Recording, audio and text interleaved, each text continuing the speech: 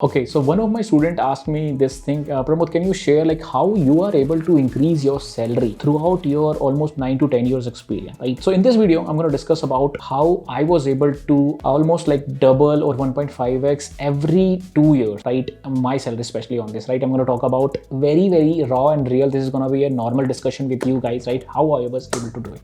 All right, let's get started. So I joined as a fresher, right, in one of the MNC. It is multinational company, very famous. You know about it. I have talked about it. I have given the name already multiple times, right? So when I joined it, right, it was a very basic package. I think it's around, if I'm not wrong, 3 lakhs something, right, where I have started. And for 6 to 7 months, I worked on it, right? I became very comfortable in manual testing at there, right? But I somehow figured out that manual testing is actually where you will get low salary as compared to the automation tester. This is what I have done. And the only way to get a high salary as well as to get a better opportunity is learning about the automation. This is what I have figured it out, right? This was just my experience, right? It doesn't mean that manual testers don't get high salary. In my current company, if you know, right, I have seen people with almost 16 years of experience as a manual tester. They are doing amazing. They have a very decent package because they now have become a QA manager or a QA director. They are now a SME, which is subject matter expert. So that's a different story, right? But my mindset was that I want to become an automation tester at the time, right? Now in automation testing also, right, there are a few things, which is if you can go towards the web automation, API automation, as well as mobile automation. So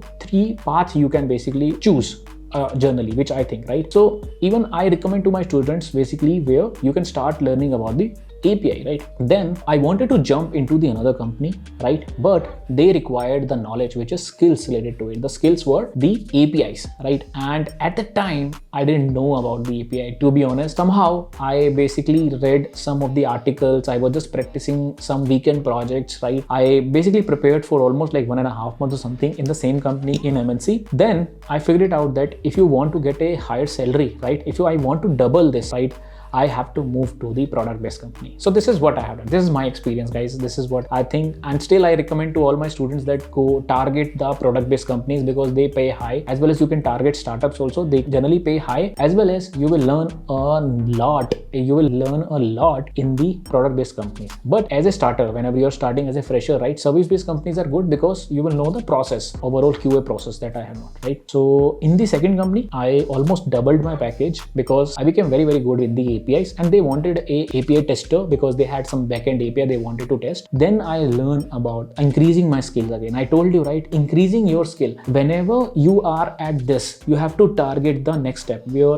how do I reach this, which is I was doing API testing manually. How do I learn the API automation? Because this is the next step that I wanted to learn, right? That's where I basically took some coaching, trainings online, right? I was just watching things and doing projects, right? Then I was comfortable in the API automation meanwhile, right? Then I got to know about the another one, which is the web automation part, where Selenium was getting more and more popularity at the time, right? And I knew that I have to learn Selenium with Java, especially because most of the companies were hiring, right, to double my salary again, right? So to double that again. And this time I was able to do it properly. I was into a particular company where not only I doubled my salary, almost got tripled at that time. And I was so shocked because I was seeing the things where it was like my salary package at the time was almost similar to my QA lead, right? I was a senior QA and my packages was almost matching at the time. And the reason was because I was so good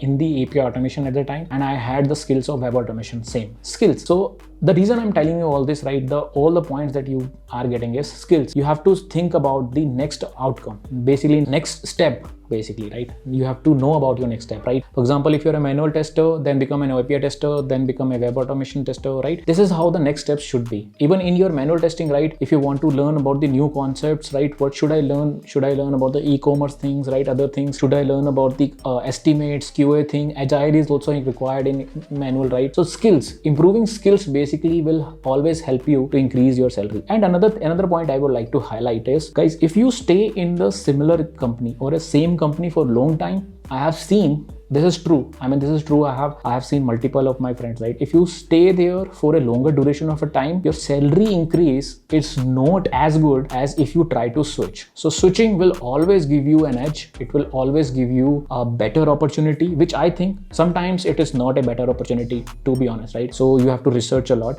So again, switched to a new company, better company. Then I targeted my dream company. You all know, right? Browser Stack, where I have targeted for my dream company for almost like 6 months. I prepared very well. I got an opportunity, right? Then I basically switched there, become a QA lead, then become a QA manager, right? Where right now handling multiple people within me, right? This is how I was able to increase my salary. So overall, the reason that I'm telling you over here, overall, what the conclusion for this video is: improve your skills, know the topics, learn, do practice, and always target for the next step that you want to, right? Take baby steps. This is super important. This is what I have done. Even right now, if you see, right, I know what are the things that I need to basically learn about the cloud things, and what are the different estimations, automation coverage I have to basically learn for my next steps, how to own a project as a QA director. This is what I wanted to learn, right? I'm learning right now how to own a product proper quality as a QA director, because my next target will be QA director, right? So yeah, that's what I'm learning. So next step is a super important thing, and trust me, you will be able to double, not only double, triple, or I mean almost like 10x your salary if you do these stuff, right? So